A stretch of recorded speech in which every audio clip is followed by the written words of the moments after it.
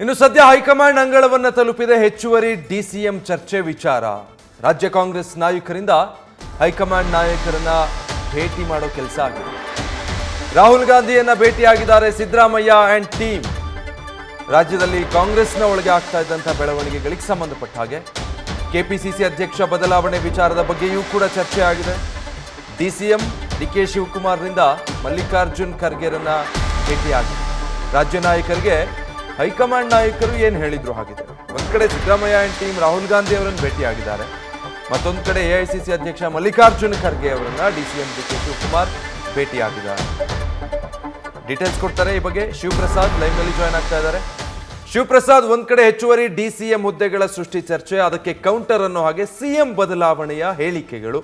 High command ಅಂಗಳ ತಲುಪಿದೆ, ಏನ್ ಸಂದೇಶ ಕೊಟ್ಟಿದೆ ಹೈಕಮಾಂಡ್ ಇದರ ಬಗ್ಗೆ? ಖಂಡಿತವಾಗಿ ವಿಜಯ್, ರಾಜ್ಯ ಕಾಂಗ್ರೆಸ್ನಲ್ಲಿ ಅದರಲ್ಲೂ ಪ್ರಮುಖವಾಗಿ ಕೆಪಿಸಿಸಿ ಅಧ್ಯಕ್ಷರ ಬದಲಾವಣೆ ವಿಚಾರ ಒಂದ್ ಕಡೆ ಆದರೆ, ಇನ್ನೊಂದು ಕಡೆ ಹೆಚ್ಚುವರಿ ಡಿಸಿಎಂಗಳನ್ನ ಅಂದರೆ ಸಮುದಾಯವಾರು ಡಿಸಿಎಂಗಳನ್ನ ನೇಮಕ ಆಗಬೇಕು ಎಂಬತಕ್ಕಂಥ ಆಗ್ರಹ ಕೂಡ ಕೇಳಿಬಂದಿತ್ತು.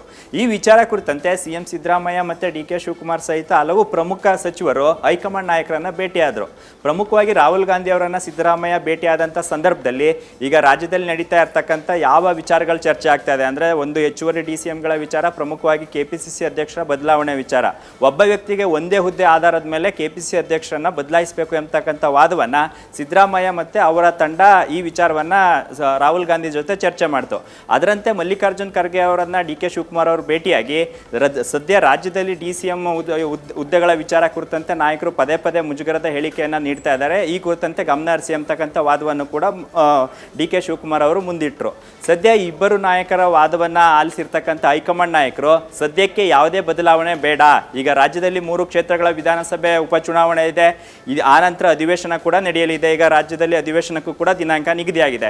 ಈ ಸಂದರ್ಭದಲ್ಲಿ ಸದ್ಯ ಈಗ ದೆಹಲಿಯ ವರಿಷ್ಠರು ಕೂಡ ಲೋಕಸಭೆ ಅಧಿವೇಶನದಲ್ಲಿ ಭಾಗಿಯಾಗಿರೋದ್ರಿಂದ ಸದ್ಯಕ್ಕೆ ಯಾವುದೇ ಮೇಜರ್ ಸರ್ಜರಿ ಬೇಡ, ಯಥಾ ಪ್ರಕಾರವನ್ನು ಕಾಯ್ದುಕೊಂಡೋಗಿ ಪದೇ ಪದೇ ಈ ವಿಚಾರಗಳನ್ನು ಇಟ್ಕೊಂಡು ದೆಹಲಿ ವರಿಷ್ಠರನ್ನ ಭೇಟಿಗೆ ಬರಬೇಡಿ ಅಂತಕ್ಕಂಥ ಸೂಚನೆಯನ್ನು ಕೂಡ ನೀಡಿದ್ದಾರೆ. ಹಾಗಾಗಿ ಉಪಚುನಾವಣೆಯ ನಂತರನೇ ಈ ವಿಚಾರಗಳ ಕುರಿತಂತೆ ಅಂದರೆ ಹೆಚ್ಚುವರಿ ಡಿಸಿಎಂಗಳ ನೇಮಕ ಮಾಡಬೇಕಾ, ಕೆಪಿಸಿಸಿ ಅಧ್ಯಕ್ಷರ ಬದಲಾವಣೆ ಮಾಡಿ ಪರ್ಯಾಯ ನಾಯಕನಿಗೆ ಪಟ್ಟ ಕಟ್ಟಬೇಕಂತಕ್ಕಂಥ ವಿಚಾರಗಳ ಕುರಿತಂತೆ ನಾವು ಗಮನ ಹರಿಸ್ತೀವಿ. ಸದ್ಯ ರಾಜ್ಯದ ಅಭಿವೃದ್ಧಿ ವಿಚಾರಗಳ ಕುರಿತಂತೆ ಗಮನ ಹರಿಸಿ ಅಂತಕ್ಕಂಥ ಸ್ಪಷ್ಟ ಸಂದೇಶವನ್ನು ರವಾನೆ ಮಾಡಿದ್ದಾರೆ. ಹಾಗಾಗಿ ಸದ್ಯಕ್ಕೆ ಯಾವುದೇ ಮೇಜರ್ ಸರ್ಜರಿಗಳಿಗೆ ಕಾಂಗ್ರೆಸ್ನ ಹೈಕಮಾಂಡ್ ನಾಯಕರು ಸಿದ್ಧರಿಲ್ಲವಾದರೂ ಸದ್ಯ ಈ ರೀತಿಯ ವ್ಯತಿರಿಕ್ತವಾದಂಥ ಪರವಾದಂಥ ವಿರುದ್ಧವಾದಂಥ ಹೇಳಿಕೆಗಳನ್ನು ನೀಡ್ತಕ್ಕಂಥ ನಾಯಕರಿಗೂ ಕೂಡ ತಾವು ಯಾವುದೇ ಹೇಳಿಕೆಗಳನ್ನು ನೀಡಬಾರ್ದು ಅಂತಕ್ಕಂಥ ಸ್ಪಷ್ಟ ಸಂದೇಶವನ್ನು ರವಾನೆ ಮಾಡಿದ್ದಾರೆ.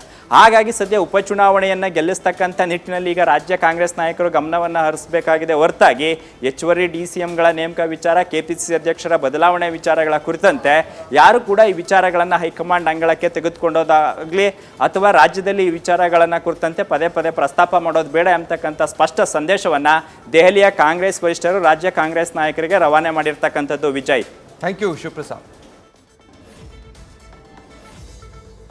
ಸದ್ಯಕ್ಕಾಗಿರೋದು ಇದರ ಬಗ್ಗೆ ಏನು ಚರ್ಚೆ ಮಾಡಲೇಬೇಡಿ, ಈಗ ಯಾವುದೇ ಅಂಥ ಆಲೋಚನೆಗಳಿಲ್ಲ ಅಂತ. ಅಂದರೆ ಕೆಪಿಸಿಸಿ ಅಧ್ಯಕ್ಷ ಹುದ್ದೆ ಇದೆಯಲ್ಲ, ಡಿ ಕೆ ಶಿವಕುಮಾರ್ ಅದರಲ್ಲಿ ಮುಂದುವರಿತಾರೆ. ಮತ್ತೊಂದು ಕಡೆ ಡಿಸಿಎಂ ಹುದ್ದೆ ಸೃಷ್ಟಿ ಮಾಡೋದಾಗಲಿ ಅಥವಾ ಸಿಎಂ ಬದಲಾವಣೆ ಬಗ್ಗೆ ಹೇಳಿಕೆಗಳು ಕೊಡೋದಾಗಲಿ ಇಂಥದ್ದು ಯಾವುದಕ್ಕೂ ಕೂಡ ಮುಂದಾಗಬೇಡಿ.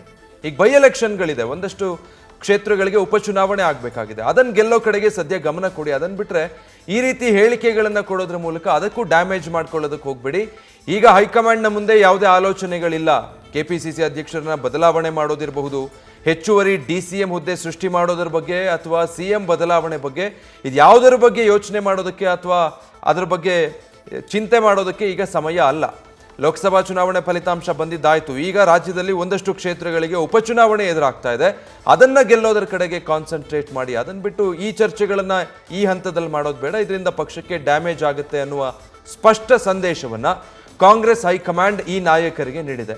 ಬಹಳ ತೀವ್ರ ಸ್ವರೂಪ ಪಡೆದುಕೊಂಡಿತ್ತು ಇತ್ತೀಚೆಗೆ ಇದು ರಾಜ್ಯದಲ್ಲಿ. ಅದು ಕೂಡ ಕೆಂಪೇಗೌಡರ ಜಯಂತಿ ಸಂದರ್ಭದಲ್ಲಿ ಸರ್ಕಾರಿ ಕಾರ್ಯಕ್ರಮದ ವೇದಿಕೆ ಮೇಲೆನೆ ಚಂದ್ರಶೇಖರನಾಥ ಸ್ವಾಮೀಜಿ ಆ ಹೇಳಿಕೆ ಕೊಟ್ಟ ನಂತರ ಸಿದ್ದರಾಮಯ್ಯನವರು ಅಧಿಕಾರ ಬಿಟ್ಕೊಡ್ಬೇಕು ಶಿವಕುಮಾರ್ರಿಗೆ ಅಂತ ಸ್ವಾಮೀಜಿ ಕೊಟ್ಟಂತ ಹೇಳಿಕೆ, ಅದಾದ್ಮೇಲೆ 2 ಬಣಗಳಿಂದ ಹೇಳಿಕೆಗಳು ಜೋರಾಗಿದ್ವು.